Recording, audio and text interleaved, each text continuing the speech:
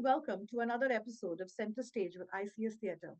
I'm your host Anaita Mantri in conversation today with an award winning actor, director, playwright, and published author who has ruled the tri state area stages for over 3 decades.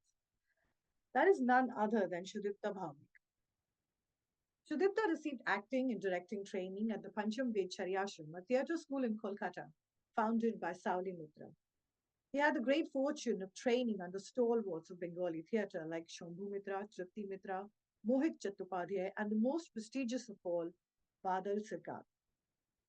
As a playwright, Sudipta has written several plays in Bengali and English, telling stories of the struggles of first generation Bengali immigrants, and they are often conflicting loyalties. Many of his well known plays, such as Pera, Kalashuddhi, Durghatna, Ron, Satyamev, Vanaprastha, Iconic Parkway, and others have received admiration from critics and audiences alike.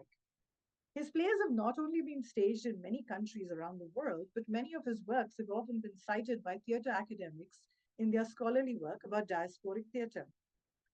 Several of his individual works and collections of his plays have been widely published in some of Kolkata's most reputable theatre publications and magazines. Following his father's footsteps, who was a professor at IIT Kharagpur, and true to his name, Sudipta has shown bright not only in his creative pursuits, but also in his profession as a semiconductor design engineer with a PhD, MTech, BTech degrees from IIT Kharagpur, including having several patents, publications, and awards to his credit, and also receiving the Distinguished Alumnus Award from IIT Kharagpur in 2023. After moving to the US, Sudipta continued his theatre journey as the founding member of ECTA and has been writing and directing plays in New Jersey since 2003. In more recent history, he has been the writer, director, and narrator of popular podcast Stories of Mahabharata, which is available on all mainstream podcast distribution services, garnering more than 60 million views and counting. Some of Sudipta's recent works, popular with New Jersey audiences, are Ami Jagadish, John Mantar, and the highly acclaimed Shikhandi.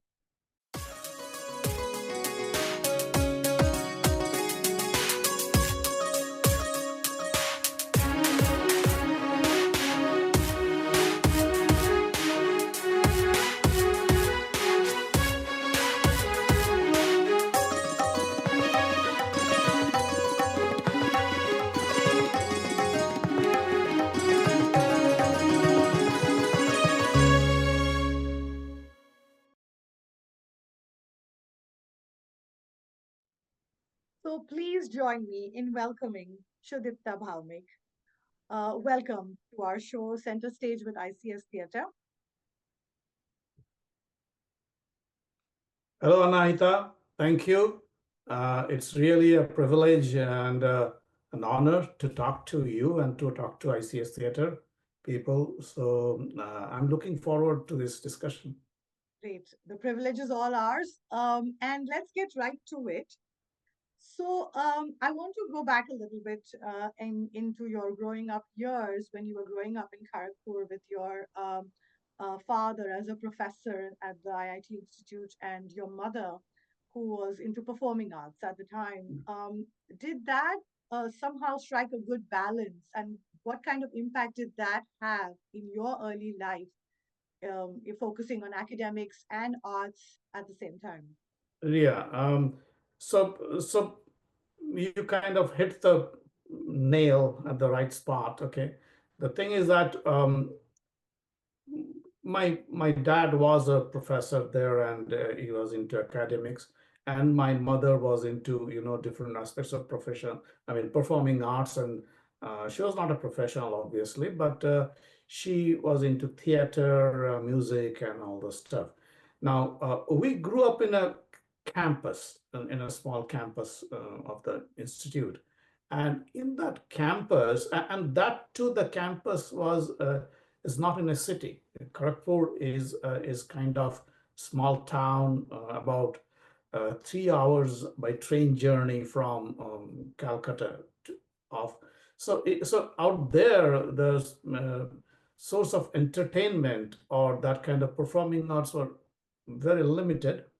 And but so as what happens is that we had to, or the campus sites or the people, they had to invent their own entertainment in some sense. So a lot of theater was performed, a lot of musical events and dance dramas, those kind of things used to. I mean, I grew up with them, and also in our schools those days, both in the kindergartens to later on, middle school or high school levels.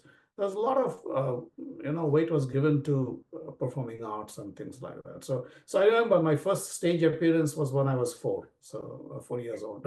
Okay, so so that was one of the things. But my father, although he was a academic and thing, he always encouraged. He never said no to anything. And I grew up watching my uncles and aunts and my mother all on stage performing shows, and they were, most of them were professors or staff members and their wives, and then they used to perform. And then again, every year there would be visiting performing teams coming from Calcutta or from other places to do perform. So I grew up watching theater also. And so that's kind of brought gave me a lot of interest in performing arts, and especially theater. And then I went into high school. Some of our teachers also were very encouraging. And so I started doing plays in high school. So that's thing. And then, of course, when I went into IIT in the undergrad days, oh my God, I used to stage 3 or 4 productions a year. So, and it was like hectic, both, Yeah, I can imagine the that. studies also. Yeah. Yeah, So, yeah. That must have been challenging managing IIT academics yes, and yes. theater and all of this on the side at the same. No, but the thing is, there, I'll give you an example. Mhm. There also theater or performing arts was highly encouraged, and I don't know about other IITs, especially at least at IIT Kharagpur, it was there. In fact, in my first year, we used to study English as one of the courses.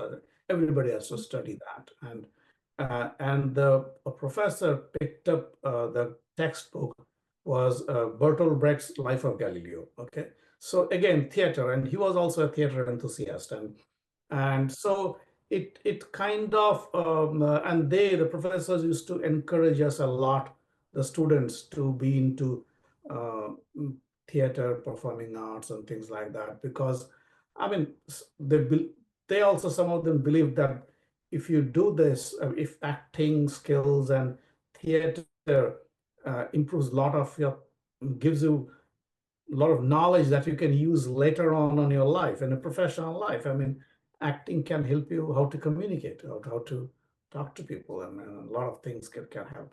So we didn't realize it that time, but we were just doing it for fun. And yes, we were, and then we also did workshops, like Badal Sarkar came to our institute and used to conduct workshops with us, and things like that also were there. So yes, the balance was there very well, and um, I hope it's still there. In fact, I've seen still there. In fact, a few years ago, one of my plays was performed by there, and I was pleasantly surprised. I said, "Oh, well, I'm completing a full circle," kind of. So That's nice. that's very satisfying. Yeah, that's absolutely nice, because that shows to that talks to the legacy that you have Yes, created. yeah, kind of, yeah, That's yes. great. That's wonderful. So when you came to the US, obviously you were probably itching to, start keep that same balance in your life. And what was it like in the early days? Like, how did you start your first production in the US, and how did you think that I'm going to just jump in and do this? Yes, there's an interesting story there. First of all, uh, unlike a lot of IIT graduates, I never applied for studying abroad. So after my undergrad, master's, I Mhm. didn't do, and then I was working for 3 years, and of course doing theater. And during that time, I was also joined this. Shambhu Mitra's school or Shaolin Mitra's school of acting, and I was learning there. But then I decided to do my PhD, and I went back to IIT Kharagpur. And that time, I told myself, I promised that these few years I'm not going to do theater. I'll totally focus on work. Okay, so that's what I did, and then I got an offer to come here and with a job offer. So I was then uh, concerned that, oh, what's going to happen. So and then and in fact I got multiple offers from different places and in the US, and I was thinking what to do. And then I read an article by one of our in fact now I know her very well. It's called Alolika Mukhopadhyay. She is a good writer and writes to write in a very well-known Bengali magazine. And I read it, and she talked about New Jersey's performing arts culture and theater and other things. And I said, well, this is the place I should go. Maybe this is where I can, survive. Yeah. So I came to New Jersey. And then again, I was looking for it. It was 89, and I was looking for opportunities to be on stage, yeah, or do something with theater. Yeah. And so there was one event happening just after a few months after I came. There Okay. was an event happening in one of the schools about Mhm. Rabindranath Tagore's thing, and I wanted to go there, but I didn't have a car. I didn't even know how to drive. I mean, I didn't know how to drive. So I borrowed a bicycle from my landlady's son Uh-huh. and biked to that venue. And there I heard somebody talk about Tagore's place, and Mhm. it resonated with me. He was talking the same thing which I thought about thing. And I introduced myself with him after the talk. Is Shakti Gupta, Mm. and told him that I want to do theater. He said, "Yeah, we do theater and all that." And he says, "Okay." I said, "But I want to do, but I don't have a car." I said, "Don't worry. If I do something, I'll pick you up. Don't worry." Yeah. So then he started a new production, and then he called me, and then he used to take me till until I got a car and things like that to the rehearsals and all. And so 89, I did my first production with him. So it was and Shakti Gupta, he passed away a few years ago. He used to be he used to do plays which were not the conventional types. I mean, he is very offbeat kind of theater he used to do, and that was the first time I got a taste of the Bengali theater serious, and it was very serious. I didn't even expect that, Mm. and in fact, Showmendu, I met also Showmendu, whom you know, Yeah. there for the first time. We did that play together, Okay. and he was just a student that time, and so that was my first production, and well, the rest is as they say, History. history, Okay. because I got connected to the theater people out here, and gradually Yeah. uh, And the you know South Asian started. community and all that. At that Right, time, it right. must not be very vast, I'm guessing. Yeah, but on the other, one thing I can add here, maybe we can talk about it later, but the thing is that uh, my own theater, or if you call it my own voice, that I found much later, much later. So that time I was basically doing or either acting or directing or part of the crew or something just like. But we Yeah. were doing plays by other playwrights or you know kind of Yeah. copying productions from India. So Yeah. that kind So of. so let's talk about it. Like, when did you find your voice? Okay, okay. Yeah. So the thing is. I wasn't into writing plays that much. Okay, I wrote few. I wrote it like more casual scripts. I like maybe a comedy script for some production, something like that, things Hmm. like that. But I never been serious. First of all, I mean that was the time I was too busy with my work and other things. Also, I didn't get much time to think Yeah. of other stuff. And that time, in fact, Epic Actors Workshop, the Pandar team, they used to bring these famous theater directors from India and direct the plays. So one time, Ashok Mukhopadhyay, one of the famous Kolkata film directors, he came and he was directing a play out here, and I was assisting him in that play. So one day I was taking him, we were taking a stroll down Princeton, and I was telling him, look, this is fine, the play that we are doing and the plays that we're seeing is fine.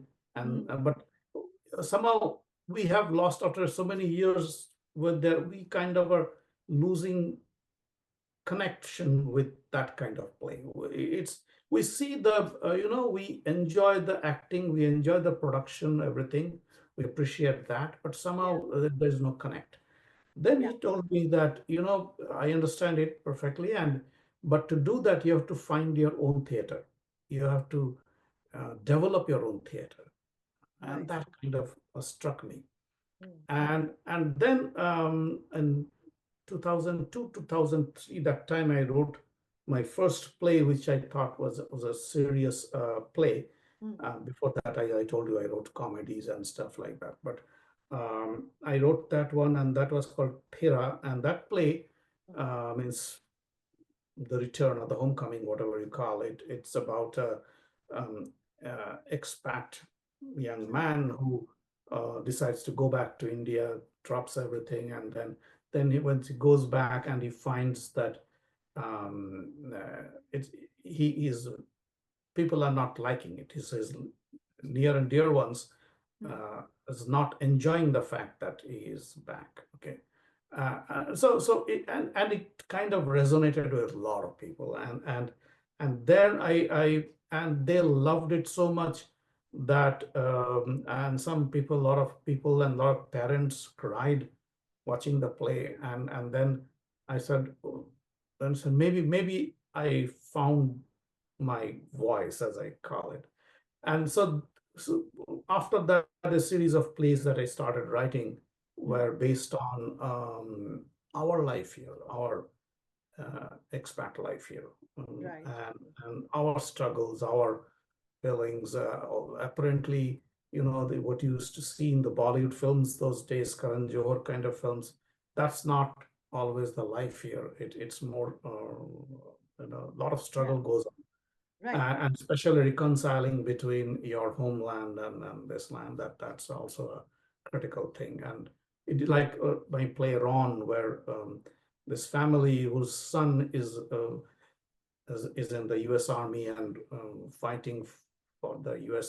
in Iraq, Mm. and their parents are torn apart between their ideologies and their son going there. So that kind of Right. plays we so that was the kind of the beginning. Although then, of course, I diversified into other stuff, and um, so this I've said in many places about this, how I got into the theater Yeah. playwriting and more serious playwriting. Yeah. Right. And it's something that you could maybe relate to better. And that's why you could pour your heart out into it and it resonated more with the people watching it Yes. also. Because, if you give people that something that gives them a reflection, it resonates better with them. Correct, correct. And the point is, I'll tell you this, this is Ron play. We took it to India. And Mm. I was a little bit concerned that, Mm. how will it resonate with people in India, with Mm. Kolkata? So I was, but when we did the play, and in Ron, it was a bilingual play of sorts because one of the characters, Constant, almost always speaks in English. I wasn't concerned, but when we did it there, it kind of it was like a really revelation to me the way they liked it. Okay, we did it in the theater, and after that, there was one person. He's a major theater actor. He Mm. came and told me, after he saw the play, I couldn't speak for a few minutes. Then I had to stand up and clap. So so it was, and the reviewers, not only on that play, they were very good. Further, later on, other years when we went there and did our plays, They mentioned that play. They said, "Oh, the team that came and did wrong, okay, and stunned Kolkata." So it's kind of resonated with the people there also. So Hmm. it's a, Hmm. and in fact, these days, many of my plays, those kind of plays, are being performed there by the Kolkata groups, because now it is an kind of the basically these struggles are universal in nature. Yeah. These fights. Right. So it's you may tell a story in a Yeah. different background, but still the fundamentals are universal. That's true. So would you say that that gives you the most gratification, writing or directing and acting? Well, that's a tough question.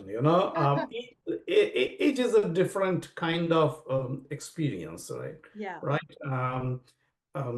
But directing is a lot of responsibility. It's not only a creative thing, but it's also a responsibility. Acting is also responsibility, but you can focus on something, only one thing.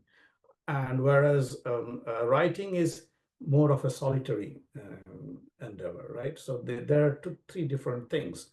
And yes, I mean, I say each of them gives me some satisfaction, but if you ask me really which one you'd love to do for the rest of your life, maybe writing. Right. Right. So let's come to something a little more recent. Not so recent now, actually, that you came up with this idea and you started this podcast on the Yes, Mahabharata. yes. And how, where did that idea come from? And like, how did you even think like at this was back in I think 2014. It was a while ago, and at that time, Yes, it was podcasts were a not while that ago. so very R- popular. So Absolutely, yeah. absolutely. So how did you go So, about doing that? so what happened was, I mean, um, doing something about Mahabharata was always in my mind. I mean, I'm a big Mahabharata fan, Mm, so from my childhood days. And so earlier when I was here, I was thinking,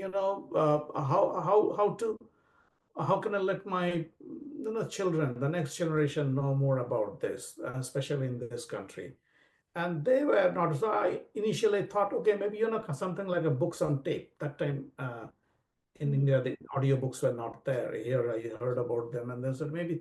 So I even started doing something. I got a good tape recorder and started recording that, but it didn't go too far. Okay, and mm, especially it was in Bengali, and I said, no, this is not going to work. mm, And so it sort of was there, and it stayed dormant, and I was thinking of what to do. I sort of gave up on it. Uh, Maybe later on I'll pick it up, something like that. Now, around that 2014, 2013, 2012, 2013, 2014, that time, I used to do a radio show on EBC radio. It's mm, kind of talk show I used to do. And in fact, there also I interviewed like Mohan Agashe and many others. We did that. So in that talk show, later on, I thought, maybe I can tell them about the stories on radio. mm, How about that? So I started that. Um, and after a couple of things, one of my colleague, Avi Ziv, who is my partner in this one, he heard that and he said, I can help you. I have a recording setup. We can record there, and he's also a musician, so we can put sound effects and all that stuff, and then you can do it. So I said, okay, fine. So we started doing this. I wrote the scripts and then narrated the thing, dramatic storytelling, and then he used to record it, did the audio engineering, sound design, and all that stuff, and he used to give it to the EBC radio, and they used to broadcast it. Now, the problem with that was that, the radio, first of all, it was EBC radio at that time was AM radio. So the quality was not very good. And the second thing was that um, we had to stick to a schedule. Very, typically we had to give them I used to do it once every other week. So I had to be ready with something. And without job and other things, I mean, it's very difficult to come up with episodes, 20-minute long episodes in that time frame. yeah. Uh, so um, so that was getting delayed and things like that. And then we said, and podcast was just coming up that time. Yeah. Podcast was getting popular. iTunes, Apple iTunes was the key, one of the major broadcast platforms, podcast platforms. So we said, let's do a podcast. And then we started doing the podcast that time. And so it was gradually, getting people were liking it and slowly, Mm. inching forwards. I remember when we hit the first 1 million downloads, we were very happy. We celebrated and all. And then the thing changed when the podcast started catching on in India. Okay, I mean, Mm. very few people in India used to listen to podcasts those days. Yeah. And once it started catching on in India and South Asia and other places, it kind of exploded. It started growing exponentially, the listenership. And in fact, then one of the main complaints there of the people were they loved it, but their main complaints are like, why aren't you releasing more frequently? More. You know, so so Yeah. uh, so anyway, so that was the way it started, and we continued till recently. We released the last episode, so the Mahabharat is complete. And then you may also know that one day HarperCollins India contacted me, and they said, "We want to make a book out of that. If Mm. you are okay." I said, "Yeah, okay." I said, because I write it, so he said, "Okay, the scripts." I said, "I will compile it into a book form, and then the manuscript," and then they published it in 2023 December. It was released, the Dwapar Katha. The title was Dwapar Katha, the stories of Mahabharata. Mm. And that book was released, and it sort of caught on. People liked it. And recently, they made a Hindi version out of it too. So there is a Okay. Hindi version of the Dwapar Katha also available now. Um, uh, I'll show you a copy. This is the Dwapar Katha. Oh, Okay. nice. And this is the Hindi version of the two volume. This one is a two-volume set. Uh, so so that's also another offshoot from the podcast. And the my as I told you, my target was to reach out to the next generation, especially Yeah. those who are not familiar. And I'm really happy that I was able to do that. I mean, if you look at my the listener demographics, which then it's heavily skewed towards the younger generation. So starting from 6-year-old, 7-year-old Mm. kids to 20s and 30s, 40s, those people, they are the Yeah. maximum listenership is there. And because they also like this technology, this technology, Yeah. they when they drive, while they work out, while they Yeah. commute, keep on listening to it. And Exactly. Yeah. These days, that's the preferred method of absorbing information rather correct, than correct, reading. I yeah, mean, reading yeah. has its benefits, of course, but this can, be done anytime, anywhere, and it reaches really far and wide. Yeah, yeah. So they like it, and as you said, some people like reading. So when the book came out, so they loved it. Yeah. Some people, both, and they combine both, use it as a reference. So yeah, the podcast was really something very satisfying. We continued it. We didn't give up Yeah. for the 10 years. Yeah. And finally, we're done with it. People are asking for more, but we'll see. What are some, did you ever receive any interesting feedback or comments or something? I did Oh, see yeah. on some of your podcasts, there were some very interesting things, and a lot of people from around the world actually were Yes, yes, taking that's it. advantage of it. So what was anything that's stood out? So there are a few, in fact, they put it in the book itself, Ah, from the podcast reviews. Let me read one or two. yeah. Uh, um, where is it? So this one is from South Africa. It says, "I am a Zulu lady from South Africa. Mhm. and I've found so many similarities in this rich Indian culture with yours. Okay, so that's what she said. Then this, I've listened to this entire series over the course of 2 days, and I'm hooked. What an incredible story! I'm so envious of those who have grown up with this tale. This is written by Peter Griffith, so who's a non-Indian just by the name. And of course, Indians are there. And I just even now, the other day, I received one. He says that, oh, my 9-year-old listen to it every day. So here is one. Krishna, my son, is enchanted by the stories of Mahabharata. He listens to them tens of times, tries to imitate the brilliant renditions of Mm. Bhawmik. Okay, gratitude. So these are the kind of. So here is another interesting one. Uh, this podcast reinstated the lost roots of being a human being, an Indian back in me. I aligned myself, my time in the US with Pandavas in Banavas, and would wish to return to my kingdom in due time. So this was by C.S. Emblor, I mean, one of the pseudonyms I guess he used. So, and then kids, the parents recorded videos of their kids giving comments and send them to me sometimes. So yes, I mean, those are really heartwarming. I was in Kolkata last year, and there was this young girl came to me, and it's actually her mother first came, and he was wanted me to sign a book for them. I was in the book fair signing books, and also she came. She said, can you wait for my daughter is coming, she really wants to meet you. I said, fine, I'll wait. And I was there, so she came. She was a very young girl, maybe in the Mm. early 20s or late teens, I mean, that's kind of thing.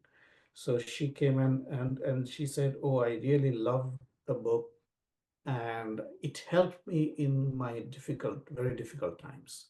And not the book, I mean the podcast. So, and that I've heard from several people. Apparently, some people got inspired by the stories. In fact, for which the stories have survived so long. So those are very heartwarming feedback, and kind of that kept us going. I mean, Yeah, absolutely. I mean, I mean, it's the kind of thing that gives them goosebumps. And then when they give you the feedback, it gives you goosebumps that you have touched yes, people in yes. ways that you could have never imagined. Exactly, exactly. And the way that it helps them, or the way they enjoy it, if I use the term enjoy, Yeah, is sometimes very different. I mean, we don't uh, sometimes cannot comprehend, but each person has their own, perspective. social, psychological background, their baggages, and Yeah, these stories are they help them in many ways. And I also learned a lot of things from them, yeah, from those feedbacks. yeah. So, what's next from you now that the podcast is over? What are you working on? What are you going to give us next? That's a tough one. A lot of people asking me to, as I Yeah, told you, new yeah, podcast. Why not Ramayana? Why not something else? And all this yeah, stuff. We'll see. We'll see. What can I do? I've not decided on anything yet, but I yeah, think podcast is a good medium to tell stories. Um, I have been, I mean, writing plays are, of course, there. It's keep on continuing, yeah, and it's a. Um, I mean, I've recently, as you might have seen that I've been writing some biopics kind of plays, which are of people whom a lot of people forgot. And Agnes was one of those. I don't know whether you saw it or not. yeah. I heard about it. I So could not. yeah, and this year I wrote another play which kind of commissioned play by a Kolkata theater group. It's on this famous scientist Meghnad Shah. Mm. So it's on his life. I mean, I consider him to be one of the architects of modern India, for what we have right now. And so it's on him. I wrote these kind of plays requires a lot of work, a lot of research, to read a lot and study and assimilate them and then come up with a play. Yeah, So, the stories. so it is a lot of work, but again, on the at the end, it's very satisfying also that, Sure. but so that's one thing I've been working on, and we are mostly writing. I'm not thinking of, I mean, as you know, that this coming May we'll have our annual productions, and this time I'm kind of letting the others, newcomers, and do most of the stuff. Okay, they Mm. are doing two of my plays. Shomindu is directing one, and Surat is directing another one. I said, okay, you guys go ahead and do it. I mean, you guys manage the whole thing, and so they're doing it, and let's see. I'm sure they will come up with good productions. So, We're so looking you forward because to it, and one of the things, huh? yeah, we're looking forward to it, and we're looking forward Yes, to a lot more good writing from you. I'll try. I'll try. A lot of people. I mean, the other day I wrote a one play called Nagorik. Nagorik means citizen. Okay, and it was during the first Trump time, Yeah. and at that time, this this immigration, this illegal immigration, everything was a very hot topic, which is again came back now again, right? And so I wrote a play, that play Nagarik, which was about uh, talks about the fundamentalism, the growth of so much fundamental views, and the strong right wing versus left wing, and it covers three countries together. It's India, America, and Bangladesh. So they're teamed together. And so the other day I was showing it to somebody, I was watching the video, and I found that, oh my God, it's so relevant again now. Uh, and so things, keep coming back, and we'll see what to do. We'll figure out whether somebody told me, why don't you do that in English? I said, maybe, Mm. maybe not. But then, I mean, I typically don't want to revive old plays, Mm. something that I've done earlier. Typically, I don't do that. Uh, but if somebody wants to do it, I'm more than willing to. So yeah. So we'll Okay, see. We'll see. We'll stay great. tuned. All I can say is stay tuned. Absolutely, we will stay tuned. So, thank Yeah. you so much for joining You me are most today welcome. Yeah. and having this beautiful chat. I'm sure our listeners will be really, excited to hear all of these stories and everything from you.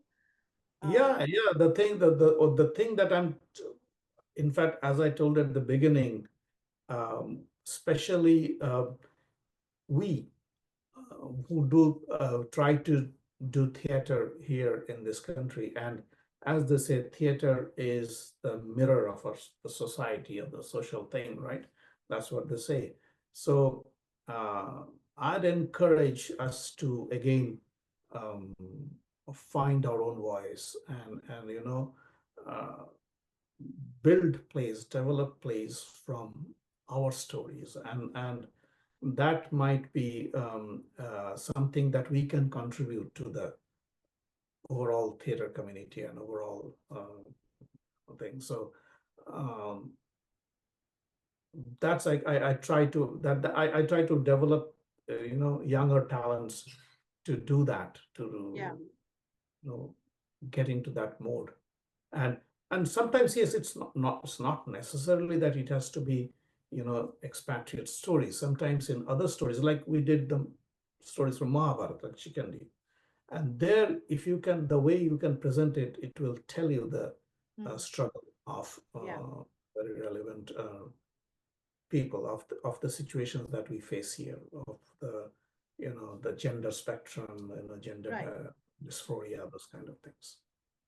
So And so many of these stories, I mean, they don't have to specifically, like you said, be about expat, but it can be about various different struggles of these days. There are so many multicultural, multiracial families, yes, or yes, just everyday instances which might resonate with somebody in a different way from a different background. You just never know. Exactly. So, you say, for example, a writer who has grown up or who has living in this social background in the US or maybe whatever, that social background itself, even if he writes about a story of, say, Mahabharata or Ramayana, you will find that his social background, his social thoughts, and his conflicts get reflected there.